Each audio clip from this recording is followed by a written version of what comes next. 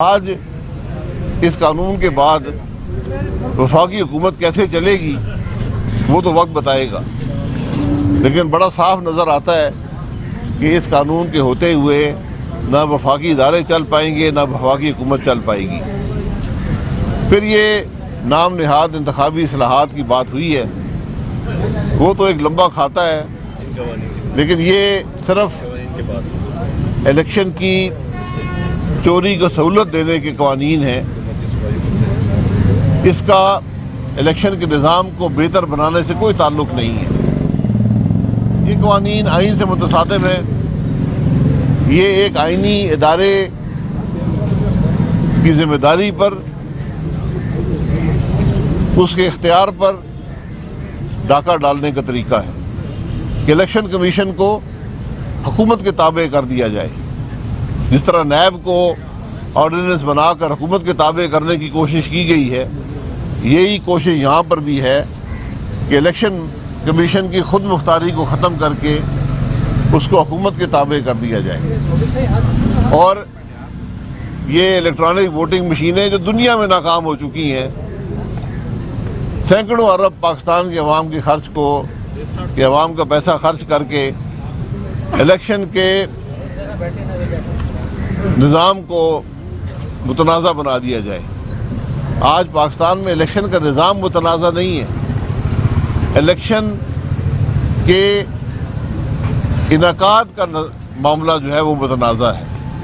یہاں الیکشن چوری ہوتے ہیں، یہاں اصلاح تو یہ چاہیے کہ اس چوری کو کیسے روکا جائے، اور اس کا واحد طریقہ ہے کہ آئین میں ترمیم کر دیں اور لکھ دیں کہ جو بھی الیکشن چوری کرے گا اس پر آرٹیکل 6 کا انعقاد ہوگا۔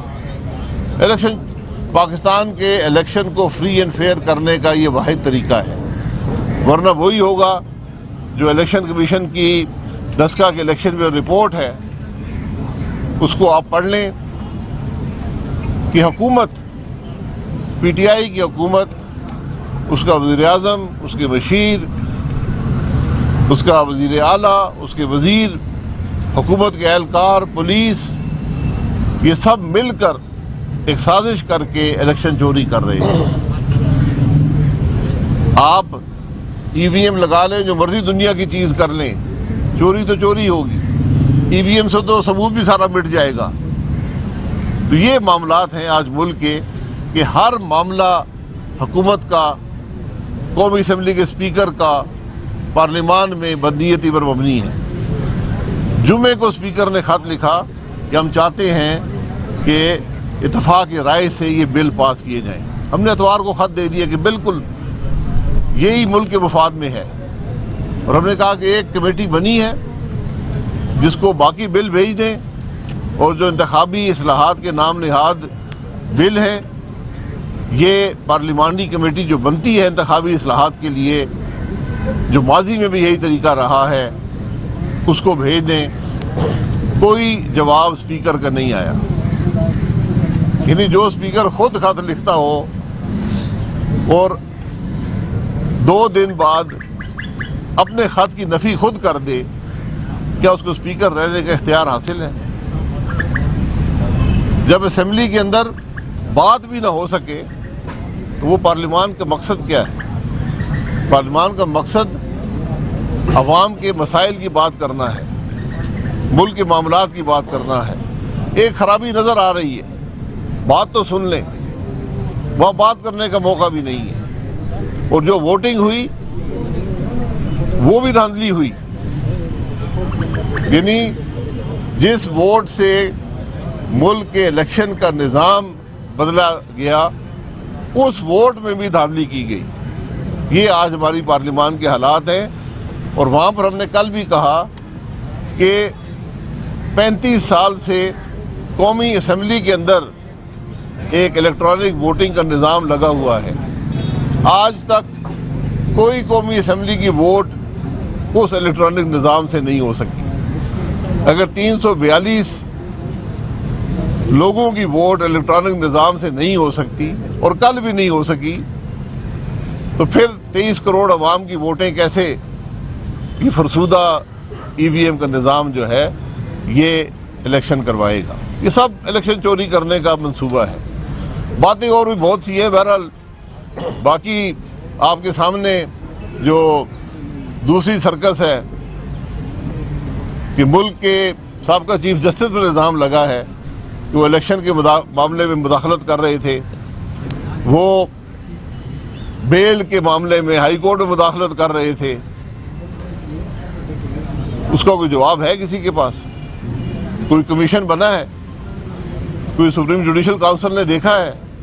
کوئی سو موٹو اختیارات استعمال ہوئے ہیں؟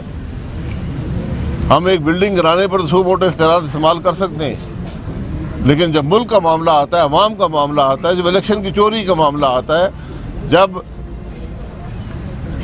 انصاف کے نظام میں مداخلت کا معاملہ آتا ہے, تو ہم سو موٹو اختیارات بھول جاتے ہیں. یہ تاریخ کے سبق ہیں, یہ تاریخ, یہ سب معاملے یہ نوٹ کرتی ہے. یہ معاملے عوام کے سامنے آئیں گے ایک دن, لیکن آج انصاف کے نظام, امتحان انصاف کے نظام کا ہے. آج چیلنج ہے اس ملک کی اعلیٰ عدلیہ کے لیے کہ عوام کا اعتماد انصاف کے نظام پر بحال کریں. شکریہ جی. خاکر بھائی صاحب یہ بتائیں کہ ابھی تک آپ نے جو باتیں کی ہیں وہ بالکل ٹھیک ہوگی, مگر حکومت کا یہ دعویٰ ہے کہ ہم نے ہر محاذ پر ان کو شکست دے دی ہے, اسمبلی کے اندر بھی, اسمبلی کے باہر بھی. نہ PDM کا کوئی وجود نظر آ رہا ہے, نہ اپوزیشن کا بظاہر کوئی وجود نظر آ رہا ہے, اسٹریٹ پر بھی آپ نہیں ہیں. اب کیا آپ کے پاس آپشن ہے؟ اسمبلی کے اندر اور باہر شکست؟ آپشن عوام کے پاس ہوتا ہے, میرا نہیں ہوتا. میں اقتدار میں حصہ نہیں مانگ رہا, میں مفاد نہیں مانگ رہا, میں ملک کی بات کر رہا ہوں. آج عوام مہنگائی کی چکی میں نہیں پس رہے. آج ملک کے حالات کیا ہیں؟ آج ہمارے ملک کا فی کا آمدن جو ہے وہ $1200 ہے, بنگلہ دیش کی $2600 ہے. یہ پاکستان کی فتح ہے یا شکست ہے؟ تو سیاست میں فتح اور شکست نہیں ہوتی, فتح اور شکست عوام کی ہوتی ہے. عوام کو شکست دینے والے ہمیشہ خود تباہ ہوتے ہیں. جناب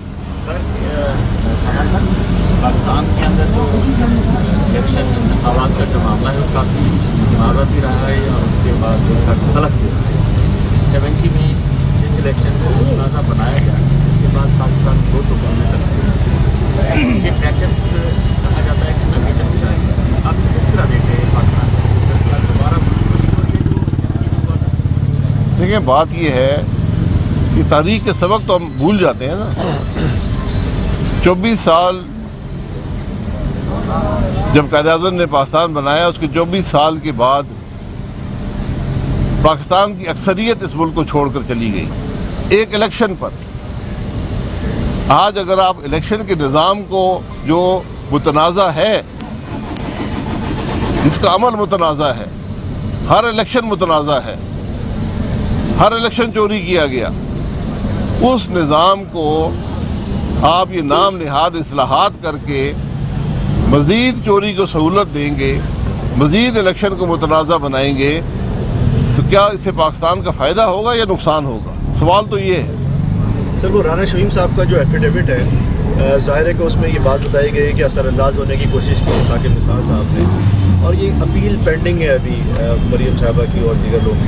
کیا آپ کورٹ میں جائیں گے اس بات کو لے کر کے اس کو بھی ایویڈنس کا حصہ بنائیں گے؟ وہ وکلا کا کام ہے کہ کس کو ایویڈنس کا حصہ بناتے ہیں, لیکن جب ایسی بات آ جائے تو عمومی طور پر یہ جوڈیشری میں یہ اس کے پریسیڈنٹس ہیں, یہ ایک طریقہ ہے عدالتوں کا کہ اگر کسی جج پر حرف آ جائے تو وہ اس بینچ کا حصہ نہیں رہتا. بہرحال یہ فیصلہ ان کا ہے, میں کسی کو فیصلے ڈکٹیٹ نہیں کرنا چاہتا. کچھ ایتھکس کی ڈیمانڈ ہوتی ہیں, کچھ انصاف کے نظام کی ڈیمانڈ ہوتی ہیں, ان کو پورا کرنا چاہیے.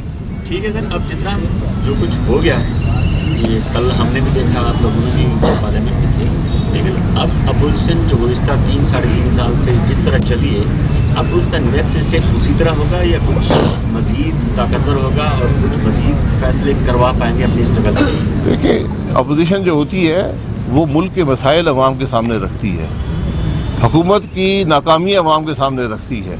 وہ بتاتی ہے کہ جو حکومت کی ناکامی ہے, جو حکومت نے کیا ہے, اس پر آپ پر کیا اثر ہوا ہے. اور جمہوری عمل کا فیصلہ انتخاب پہ ہوتا ہے. آج ملک کے مسائل کا واحد حل ہے کہ فوری اور شفاف انتخابات ہوں, اور کوئی حل نہیں ہے نہیں ہو رہے پاکستان کے معاملے. وہ آپ دیکھتے جائیں, یہ تحریک ہوتی ہے, یہ ہر روز اس کے فیصلے نہیں ہوتے, ایک دن کا معاملہ نہیں ہے. ایک مقصد ہے, اور مقصد صرف الیکشن کا نہیں ہے, مقصد ملک کے نظام کو آئین کے مطابق کرنے کا ہے. آپ 100 الیکشن کرا لیں, جب اس ملک میں آئین کی بالادستی نہیں ہوگی, آئین توڑا جائے گا. آپ کے سامنے دیکھ لیں, ایک پٹیشن آئی ہے, چیف جسٹس نے دی ہے جی بی کے, اور اس نے کہا ہے کہ پاکستان کے چیف جسٹس نے میرے سامنے الیکشن کے معاملے میں مداخلت کی اور انصاف کے معاملے میں مداخلت کی. کیا آئین نہیں توڑا گیا؟ اور آئین توڑنے والا جس پر الزام لگا ہے وہ ملک کا چیف جسٹس تھا اس وقت. یہ معاملے بڑے سنجیدہ اور گہرے ہیں, ان کو حل کرنے کی ضرورت ہے. متنازع شخص اگر next chief of army staff بن جاتا ہے تو آپ کا ریئیکشن کیا ہوگا؟ دیکھیے, متنازع شخص کس کو کہتے ہیں آپ؟ پہلے متنازع بتا دیں نا, متنازع کون ہوتا ہے؟ جو بھی 3 اسٹار جنرل ہوتا ہے, کوالیفیکیشن پوری کرتا ہے, وہ آرمی چیف بن سکتا ہے. اور میں ملک کی ترقی اس دن سمجھوں گا جب آپ کو آرمی چیف کا نام نہ پتا ہو. YouTube پر گوگلی ٹی وی دیکھنے کے لیے youtube.com کی سرچ بار میں گوگلی ٹی وی ٹائپ کریں. گوگلی ٹی وی کے پیج پر سرخ رنگ کے سبسکرپشن والے بٹن پر کلک کرنا نہ بھولیے. YouTube پر اپلوڈ ہونے والی ویڈیو سے باخبر رہنے کے لیے بیل آئیکن پر کلک کیجیے. آپ کو ہر نئی آنے والی ویڈیو کے بارے میں نوٹیفیکیشن موصول ہو جائے گا.